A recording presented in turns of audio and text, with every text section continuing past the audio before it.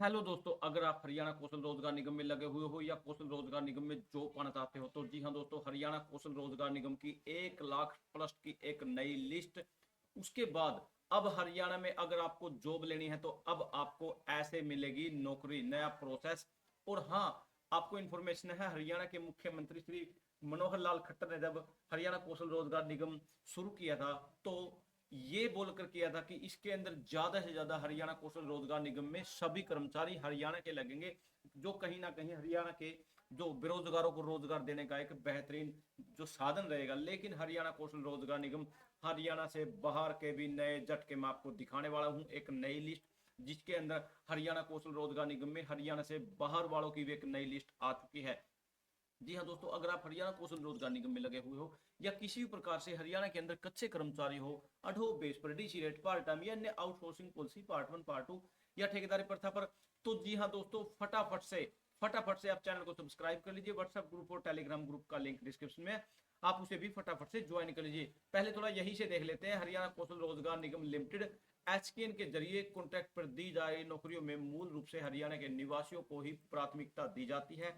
रोजगार के लिए बनाए गए पोर्टल में केवल वही युवा रजिस्ट्रेशन करवा सकते हैं जिनके पीपीपी है। वर्तमान में एचकेएन में कार्यरत 1,06,513 कर्मचारियों में से केवल 2,041 ही दूसरे राज्यों के हैं। ये वे कर्मचारी हैं जो विभिन्न विभागों, बोर्डों, निगमों में 31 मार्च 2022 से पहले कार्य थे। सरकार ने ऐसे कर्मचारियों को एक बार बिना पीपीपी के भी निगम में पोर्ट की अनुमति दी थी। नई भर्तियों के मूल रूप से हरियाणा के युवाओं को ही मौका दिया जा रहा है। रानिया से इनेलो विधायक अर्जुन चौटाला ने निगम को लेकर कई तरह के सवाल उठाए। वहीं पूर्व स्पीकर थानेसर विधायक अशोक अरोड़ा ने एसपी बीसी एससी बीसी के आरक्षण का मुद्दा उठाया।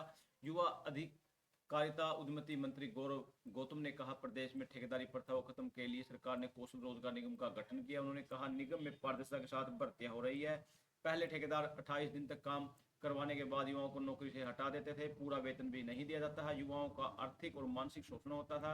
इसके चलते भाजपा सरकार ने निगम बनाया। यह भी बता कि निगम में नौकरियों के लिए सरकार ने नियम तय किए थे कि 1,80,000 रुपए सालाना से इनकम वालों के लिए परिवार के युवाओं को 40 अंक दिए जाएंगे।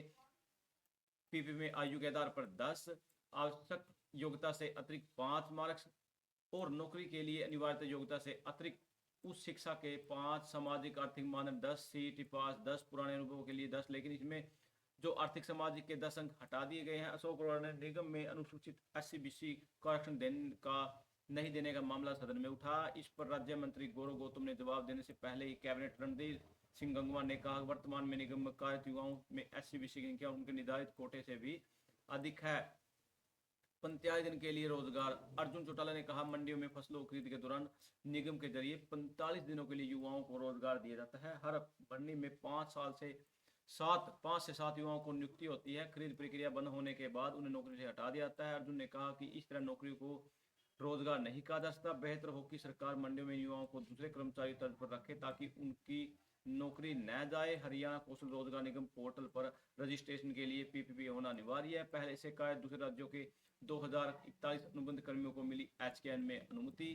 यहाँ पर अब युवाओं प्रदेश में युवाओं को ही मिलेगी अनुबंध की नौकरियां। जी हाँ दोस्तों, उसके अलावा आप देख लीजिए, एक सीपीएलओ को देख लीजिए। सीपीएलओ क्रिड पंचायत लोकल ऑपरेटर, जो कि दो एग्जाम देने के बाद भी झटके धक्के खाते फिर रहे हैं, कोई सुनवाई नहीं है। हालांकि ये बीजेपी सरकार भूल चुकी है कि ये उनके ही लगाए हुए पौधे हैं।